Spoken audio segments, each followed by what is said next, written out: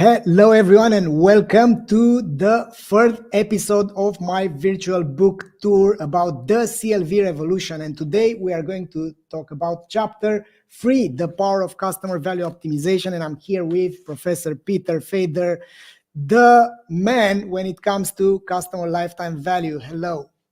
Hey, it's great to talk to you. Congrats on the book. I'm just so happy to see it. I think it's such a great way to spread the word and to make it just so accessible and practical. So let's dive in. Let's do it. So, Professor Fader, we are talking about the power of customer value optimization.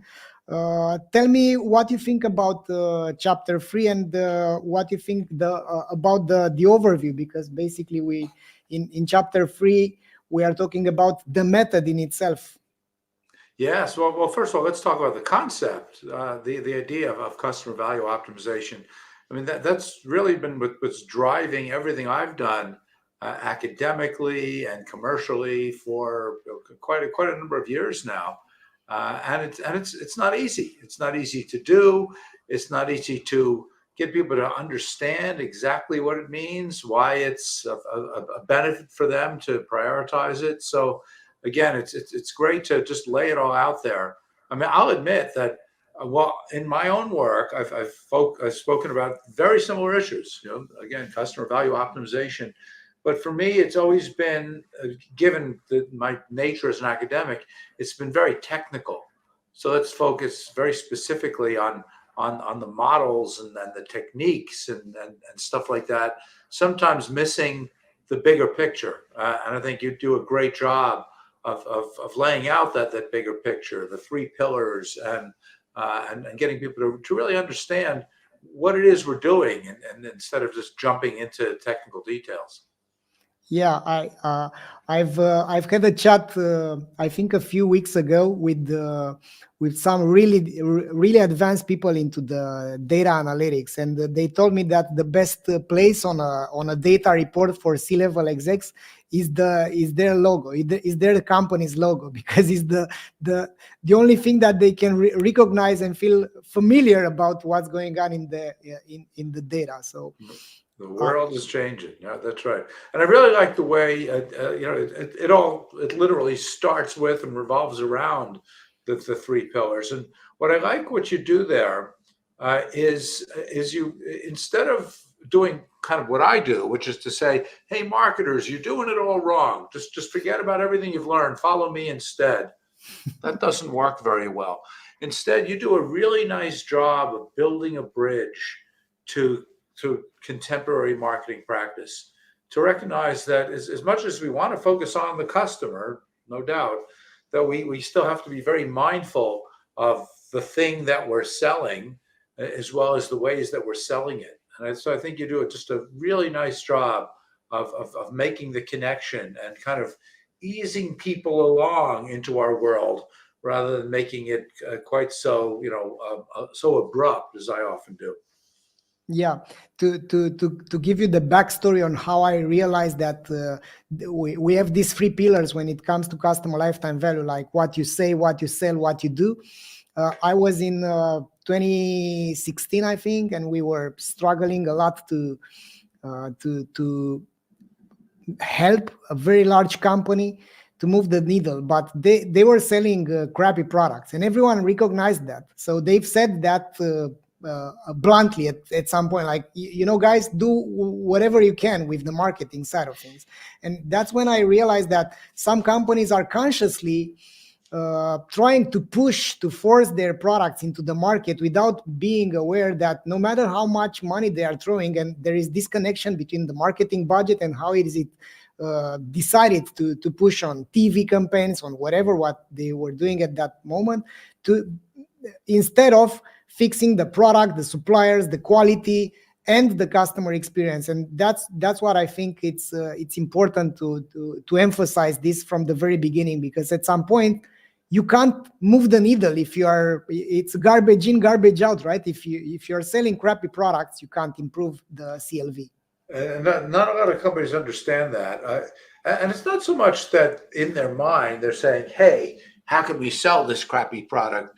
Of course, they're not doing that, but it's this eternal quest to find people who view it as acceptable, or who can find the just right message or use case, so that it won't seem as crappy. So much of marketing is just that. I think I love the way that you come at it, which is it's just much more balanced. It's much more productive, and I think and just everything flows nicely from there. The way that you then build a bridge to things like, the way that we go about calculating customer lifetime value. Again, for me, it's this blunt instrument. Here's the model. The way that you focus on things like RFM, recency, frequency, monetary value, and instead of viewing it as a departure from regular marketing practice, you find a way to connect it, and that makes a big difference. Yeah, I totally appreciate it, Professor Fader. One aspect that I think it worth mentioning is that we are now in this transitioning between the old models and the new models. We have this hype around AI, around automated everything, and we can be tempted to to forget what are the fundamentals, and we can build all sorts of models to automatically outreach to our customers according to a plethora of parameters. But if we don't do our job, our basics, it doesn't matter how important is the targeting and the messaging if you don't sort out the basics. I think at least up until the moment where humans will buy from companies, like when that when that moment will occur, if it's going to occur, then it's going to be another game in itself. Yeah, it's a great point. I really worry about companies that feel that something like generative AI is going to be the solution to everything that ails them. Goes back to your point that generative AI can be so clever that it's a way to basically, well, sell the crappy product a little bit more effectively, but that's just not the way to grow. That's not sustainable. It really is just putting a different shade of lipstick on a pig. And yeah, we have to get back to the fundamentals. When I first learned marketing, I remember on day one, I was always learning the marketing concept: find a need and fill it. And too often these days, we have a thing over here. Let's just create a need. Let's convince people that they need this thing, even though they don't. It's not the right way to go. As opposed to finding out genuine needs that exist, needs that really to make people's lives easier and better, and then develop the product that serves the message. Yeah, It's easy, but we lose sight of that. yeah, and I guess that these worlds are now so polarized. I mean, I also noticed this, and maybe you can confirm if that's the case or not. We are not living in the middle anymore. So people are polarized towards what's real. We are seeing this in politics. We are seeing this in the corporate governance world. We are seeing this in our echo chambers on social media. It's like if you don't agree from a political point of view with someone, then you should eliminate that, so that you can hear only your thoughts from the people that are like you. And I think this happens in the companies too. I mean, we need to build this type of bridges, because at the end of the day, the customer journey is what makes a company thrive and people have jobs. It's a terrible combination. You're absolutely right. People are just inherently more polarized, but there's also just many more options available. And so it's in politics it's different, because generally there's two parties. You're going to go this way or that. But when it comes to buying things, there's going to be so many itty bitty little slightly different specialized things out there, and so it becomes very confusing. It becomes frustrating. You really don't know who to turn to. It's much tougher for the customer out there, and therefore much tougher for the managers to figure out exactly how to develop that product and which customers to go after. I yearn for the old days when life was a lot simpler, but we're never going back. Yeah, it looks like the speed of development and let's say the way that things are being made right now, it's way more dynamic. And what I also want to touch a bit is on this methodology, which has to do also with the voice of customer, because and I've talked this. I mean, I've dried my mouth around implementing what the customers really say about what's going on and getting the signals from the market, because we have large companies which are still not aware what's the voice of customer, and they make their decisions, and from there onwards they stuff things into their customer journey, into their business processes, into they adopt new tools like AI this, AI that, and then the customers maybe just needed the basic stuff, like not having a Frankenstein type of customer journey. That's exactly right. Unfortunately, all this, the data analytics and technology, things that you and I both cherish, Yeah, are just making it much tougher. And yeah, too many options, too many. I think I love the way you describe it, the kind of Frankenstein customer journey. Yeah, we just overcomplicate things because we're capable of doing so, but it doesn't make it better. yeah.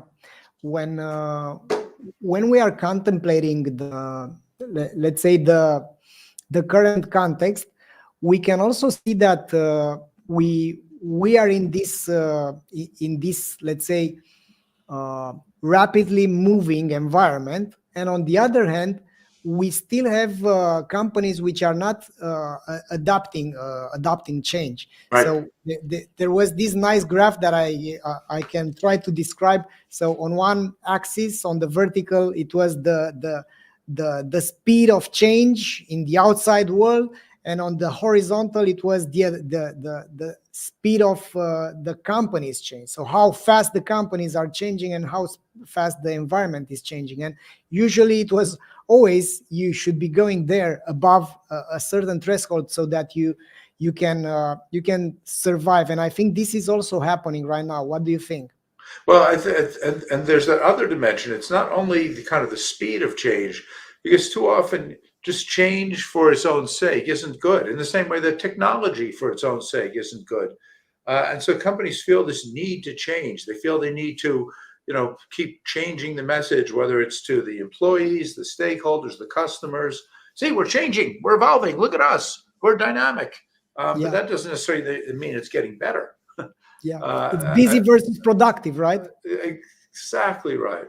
And so that's why having a little discipline, being able to both kind of organize and prioritize those changes, as well as to measure their effectiveness and learn from them. And that's where the whole CVO process makes sense. Bringing that kind of discipline and accountability instead of just here's a bunch of fun stuff to do. Go try it. I just really like the I don't want to say the cautious approach, but the thoughtful approach that you're bringing to this world of change.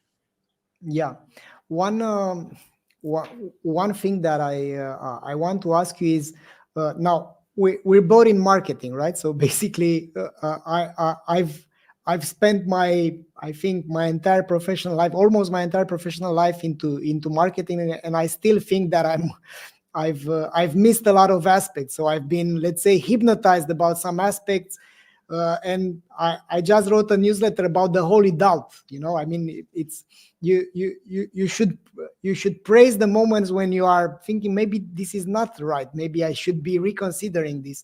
And what I want to ask you is, what if the entire order of operations for big retailers which are adopting the digital commerce is wrong? Maybe they are starting with marketing, but maybe they should be starting with customer research and with modeling. One of the things I like about customer value optimization is that it literally starts with the customer. uh, and I try to make this point all the time, whether I'm talking about customer lifetime value, customer centricity, customer base audit. For too many companies, whether they want to admit it or not, though, they'll often say, the customer is job one. We can't sleep at night until the customer is satisfied. They'll say a lot of stuff, but too often the customer is trailing the product or the message or the brand. So let's literally and figuratively put the customer first and understand everything about the customer, their genuine wants and needs, their past behavior, and again, there's we can do that, but it's hard for companies to prioritize it, and it's hard to pick and choose among all the different techniques and technologies to do it most effectively. Yeah, and one aspect that I find it intriguing is that I mean, now there are 2 years since I've started to write this book. It was an interesting journey like a roller coaster, like an emotional roller coaster. Like nobody's gonna adopt this. Nobody's gonna read this. This is too complicated. This is amazing. It's well written and whatever. So after these 2 years, I realized that I haven't put enough emphasis on the adoption of an experimentation mindset, because at the end of the day, a customer value optimization process needs to be adopted at the company level. It requires many departments, and I think, and maybe we can enrich this the book in itself, thanks to your presence here, by giving a few tips and tricks for companies which are willing to adopt such a new mentality, but they lack let's say, a process to adopt this change, because it requires change. If you are an industrial coming from the 50s and you are big enough, and you've just adopted these digital channels, I think it's hard to make this type of customer-centric approach instead of product-centric approach. It's so true that look, it again, you hit the nail on the head. Adaptive experimentation, whether it's a simple A/B test or a series of A/B tests, or a multivariate with lots of things varying. That's the key to the whole thing. But the problem is that just running a bunch of tests. Okay, what test are we going to run next? Okay, we have the results of that last one, without having your eyes on the prize, without really understanding what the ultimate objective is. It's not just how do we maximize the effectiveness of that next test that we run, as having meaningful long run profit objectives.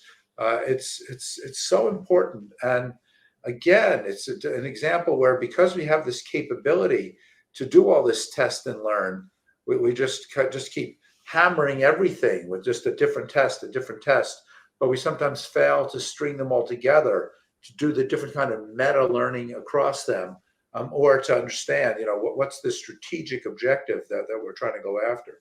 So it's just another example where kind of an infatuation with technology and change for its own sake can often get in the way. But when that stuff is done well, when you genuinely learn from each test and think very carefully about what is the next one to run and how will we judge its effectiveness, amazing things can happen. That's what can really separate companies out.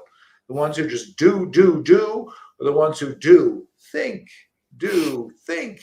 And I think your approach really emphasizes that idea of learning, not just from the test, but diving deeper to really dig into the customer insights and the voice of the customer. It all fits together nicely. Yeah. Professor Feder, at Theta, you have this customer value-based audit. And I know that you're a pioneer in this space. I know that you're possessing one of the strongest voice towards changing how the companies are being evaluated. But also, I've seen that there is a lot of adversity because of the old ways, because of the old EBITDA financial-oriented things, which are not, let's say, easy to abandon.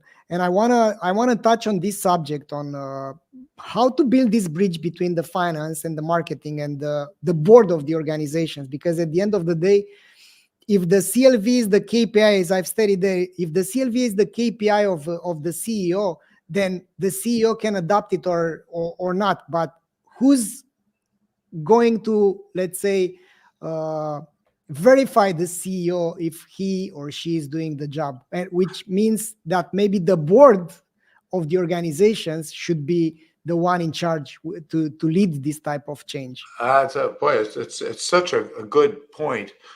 So I've so much to say. First of all, from my own story, is I've kind of succeeded in spite of myself, which is to say, I'm out there maybe pushing a little bit too fast, a little bit too hard, basically telling people you're doing it all wrong. Follow me instead, and that's a mistake. It just makes it that much harder. It gets people to kind of push back and get defensive. And again, I've managed to kind of break through at times because people kind of on their own wanted to move in the direction, customer value and so on. But when it comes to finance, you can't do that.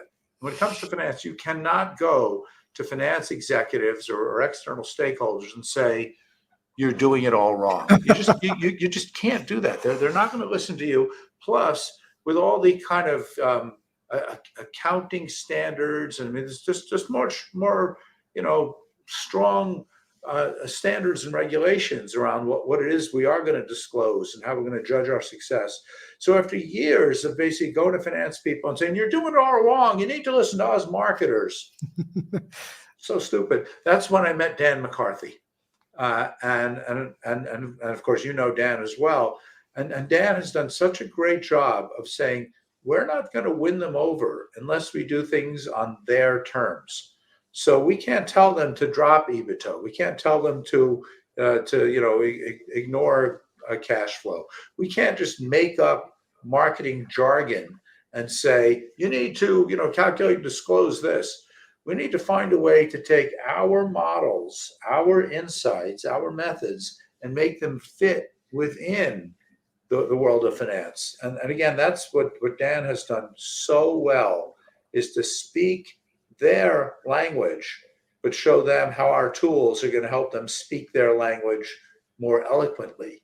So we can take our marketing models and just help them understand, to forecast revenue and EBITDA and free cash effectively than they would without those models. So there's an area where we absolutely hit the wall, and it's important for us to adapt to them instead of the other way around.